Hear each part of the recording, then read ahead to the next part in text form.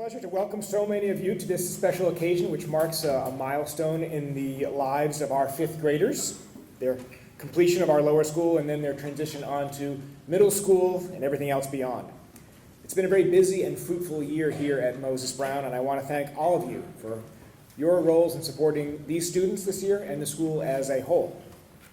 I'm especially honored to be able to play some small role in celebrating this particular class. Do you know that 13 of the 34 members of this class started in nursery in 2009, which was my first year also at Moses Brown? And so in that way, I've had this distinct pleasure of watching this particular group grow and mature, learn new skills, and gradually welcome new members into their class, and then together discover their new passions and their interests.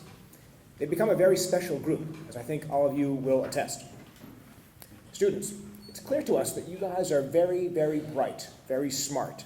Did you know that more than ever of you completed all the books in the Rooster Games this year?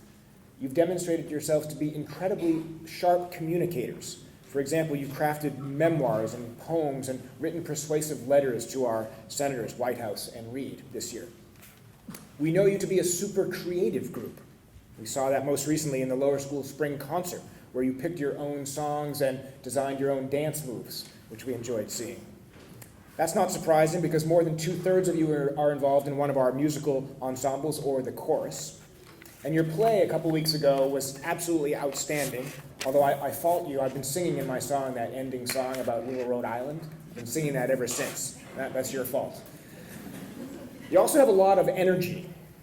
I don't know if you know this, students, but supervising elementary age children during recess can be very challenging for teachers. And yet, they say that you have been an absolute delight. You're among the kindest and most inclusive groups that anyone can remember, and your many recess games were enjoyed by just about everyone in your class at some point this year. I think it's been exciting to watch you use all these passions and emerging skills in the many signature moments of our fifth grade curriculum. So, for example, this year you studied fair trade, the U.S. Electoral College, and the Universal Declaration of Human Rights.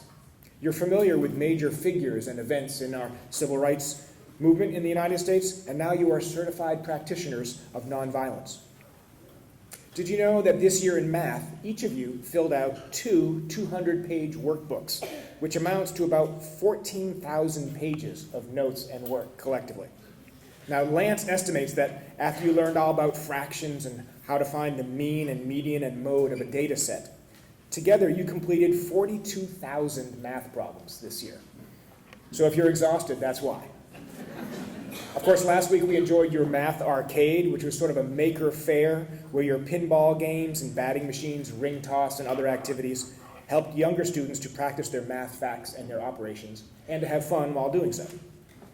And this year in science, you built circuits that were triggered by motion and sound. You studied healthy relationships. You learned why ivory soap floats. And some of you attended a conference with Elizabeth, where you presented your research and experiments on climate change.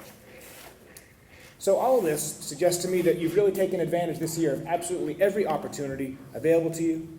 You've grown intellectually and emotionally and definitely physically. You guys all look really old to me. And now there's no doubt that you're ready for the next big step here at Moses Brown, which is the transition to middle school. I recently asked Jared, who's the head of the middle school, what skills and attributes you will need to be successful next year in 6th grade.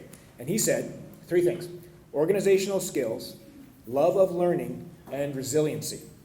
And I think you should find that very encouraging because those are traits that you all possess in abundance. But I don't want to get ahead of ourselves. September will come soon enough. And for now, I think you should feel proud of everything you've accomplished this year. This summer, you should take some time to continue exploring your many passions, spend some time with your family and friends, and then come back in the fall ready for middle school. Congratulations on a job well done. You have made us all very proud of you. Thank you.